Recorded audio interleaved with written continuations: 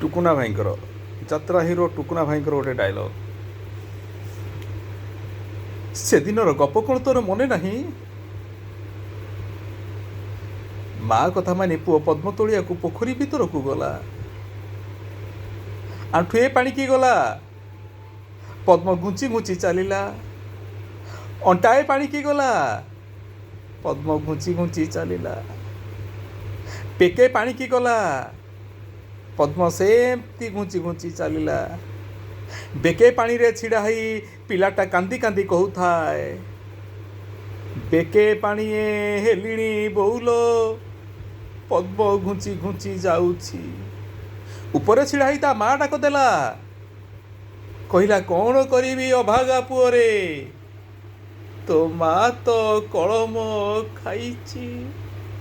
ସେଦିନ ଗର୍ଭବତୀ ମାଟା ଲୋଭ ସମ୍ଭାଳି ନ ପାରି ପଳାଇ କଳମ ଶାଗ ଖାଇ ଦେଇଥିଲା ବୋଲି ପୁଅଟାକୁ ତାର କୁମ୍ଭୀର ମୁହଁକୁ ଦେବାକୁ ପଡ଼ିଲା।